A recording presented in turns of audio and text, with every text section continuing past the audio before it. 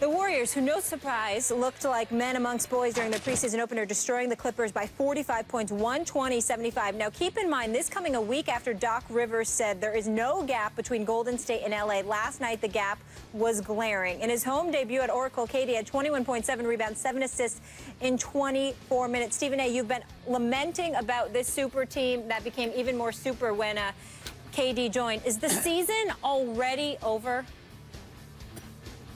Well, the regular season is. I mean, look, I don't want to hear no nonsense from Max, who gets to watch beautiful fights from ringside on Saturday nights and goes to Vegas.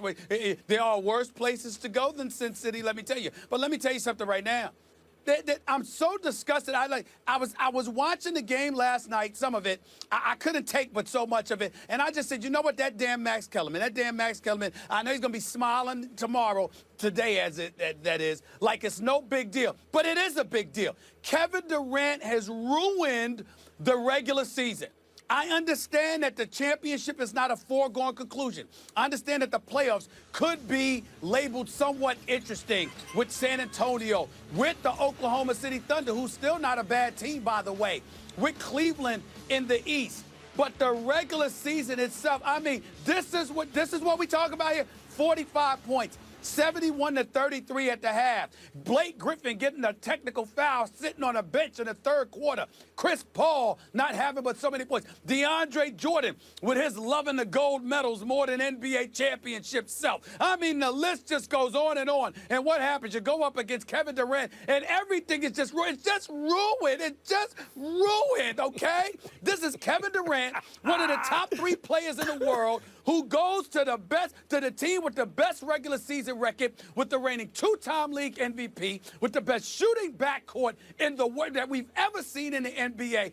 This is what we get. I mean, just an annihilation. No answer whatsoever for the Golden State Warriors. They could put up 120 a night if they wanted to. And I'm just saying, this is what y'all want. This is what the Max Kellermans of the world want. This is what the basketball fans out there want.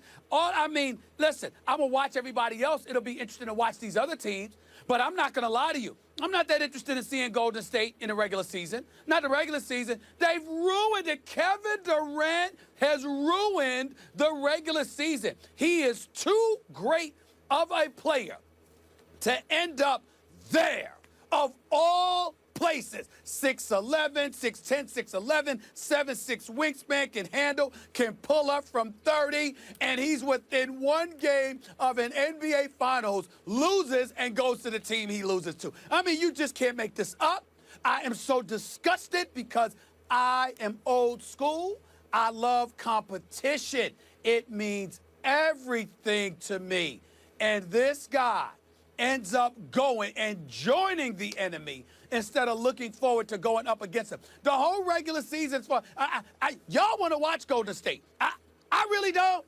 I really don't. I'm just disgusted because, to me, I don't see how in a 7-game series you can figure things out, make it hard, make it difficult or whatever. But on any given night, 82 games, unless Golden State takes the night off, I mean, who wants to see Golden? I don't understand it. Oh, man. Well, as usual, you're wrong, Stephen A. Smith. Saying that Kevin Durant ruined this upcoming regular season is like saying the 1992 Dream Team ruined the Olympics. That was spectacle. That was awesome to watch. Here's the difference. Imagine if in '92, instead of just destroying the rest of the world, and that includes in the gold medal round, waiting for the Dream Team in the gold medal round was the Redeem Team. Waiting for Jordan and Pippen and Barkley and Patrick Ewing and all those guys, waiting for them was LeBron James and Chris Paul and all of those guys. Because that's what we have here. Yes, of course, the Golden State Warriors, assuming health, will be unchallenged during the regular season and even in the Western Conference playoffs. I feel differently than you. I think in a 7-game series, you're less likely to do anything against them because over time, you will actually find out who's the better team. And it's so clear that they're the better team. Doc Rivers is right. There's no gap. That's a Grand Canyon between them and the Clippers, who weren't communicating on defense, which you have to do. And even then, it ain't going to help you that much against this Golden State Warriors team. So, yes, they will romp through the regular season, assuming health. They will destroy everyone in the playoffs, and, yes, that includes the Spurs and the Clippers and the Thunder and whoever else you want to mention. But waiting for them in this year's upcoming finals, this season's upcoming finals, is another super team that they just split the last 2 finals with. This is one of the most epic setups to a season and postseason in the history of American team sports. And you're lamenting the fact that the Warriors are going to be this awesome? Why? Because the GM didn't pull the trade? Because when a general manager does this, these teams are roundly praised. When Brian Cashman, I mentioned earlier in the show, brings in Chuck Knobloch before the 1998 season, and the Yankees win 125 games, everyone lauds them. But when the player decides through free agency, which he earned, he did not have a choice what team he went to. He played 7 years for that team. You're talking to the wrong dude. And now when he decides, I am a player's guy. I am a player's guy. I have religiously been a player's guy all my career. I am all about the players. Here's the problem. First of all, if the GM, this is not baseball, this is basketball. And if the trade was made, the likelihood they would have had to give up mega parts in order to get a guy the quality you can of sign Kevin guys Durant. in baseball. He would have. No, wait a minute. You can sign them, but what I'm saying is just signing them. If you had traded for them in the NBA, you have to have equitable compensation. It's rare that you're able to pull off a heist where you get a Kevin Durant by giving away nothing in return. It doesn't work that way. Miami got LeBron James and Chris Bosh. Time out. Miami got LeBron James and Chris Bosh. Miami, LeBron James, Chris Bosh, D. Wade, in 2007 signed 3-year deals with an opt-out in 2010. As I reported on many occasions, it was never supposed to be Chris Bosh. It was always supposed to be Carmelo, who was in Miami. But Carmelo wanted his 5 years, $80 million from Denver because he sat up there and said, I'm not letting go of that kind of money instead of betting on himself, which is why Bosh ended up there with D. Wade and LeBron. Secondly, LeBron, even though people want to call him out, I got some of my boys always calling LeBron out for leaving for Miami to begin with. Keep in mind that Miami was 47-35 the year before. They got bounced out in 5 games in the first round by Boston. Boston still had the big 3 in KG, Ray Allen, Paul Pierce, and Rondo was there. And on top of it all, Indiana was on a come-up. Plus, LeBron had left Cleveland because of a lot of personal stuff that went on that really rubbed him the wrong way. So that's not the same as Kevin Durant. When that happened, LeBron and Dwayne Wade were 2 of the 3 best players or 4 best players on planet Earth playing on the same team with another perennial all-star. We all knew what was going to happen. They were going to be an immediate powerhouse. And that's what happened. Wait a minute. And they hold it. It wasn't immediate because they lost to Dallas. That's number one. In a game in which LeBron choked away the finals, still went to the finals year 1. Oh, wait a minute. Not only did they lose to Dallas, but the following year, they were down 3-2 to that very crew in Boston before LeBron James went ballistic in Game 6, dropped 45-15. The Warriors are coming up against a team in these finals that they beat in 6 competitive games without their when that other team was missing 2 of their best 3 players, and then followed that up, collapsing up 3-1, and they just added an all-star, making these finals even better. Hold on. Draymond Green got suspended for Game 5. Iguodala got hurt for Game 5 and Game 6. Bogut as well. You had 3 different guys that went down. So wait a minute. What I'm saying to you is this. LeBron did not join a team that was 73-9 with a 2-time league MVP, with the best shooting backcourt in the history of basketball. That's not the team he joined. You look at Kevin Durant. Kevin Durant by himself, not needing anybody. Russell Westbrook, Steph Curry, Klay Thompson. Kevin Durant is a top 3 player on the planet. And you go to the team that beat you? Oh, don't get me started with this. I'm trying not to be upset, Max. Don't tick me off. I mean, come on. This is ridiculous. The regular season. Why do you think he went to the Warriors, Stephen A? Why the Warriors? Because he wants to. Because he wants to ensure. Because first of all, he wants to give himself the best chance to win a title. What gives them the best chance? Are they the most talented team, or are they the best constructed team with the best culture? Because the Warriors are here being rewarded for playing the right way. I would have to say both. Kevin Durant, well, maybe. I'm not knocking the Warriors. I'm not knocking the Warriors. The Warriors did nothing wrong. Well, why is Durant doing something wrong? Why is Durant doing something wrong if he looks at the Warriors and goes, look, he was on the team at the time with Ibaka and Westbrook and an excellent and improving rotation of young players and a better coach than he used to have. He came very close to beating the Warriors. Why did he leave for the Warriors? Because he felt like he couldn't beat them, or because he felt like they play the way he wants to play? Oh, come on now. The fact of the matter is that, look, you want me to go there? I'll go there. Please. He took the easy way out. He took the easy way out. And by the way, I'm going to say it again because, see, I don't want to come across as being disrespectful towards Kevin Durant. I'm applauding his greatness. I'm saying he's so great that the balance of power shifts that dramatically. I'm complimenting him. But while doing so, I have to acknowledge to you, I'm not talking about a player.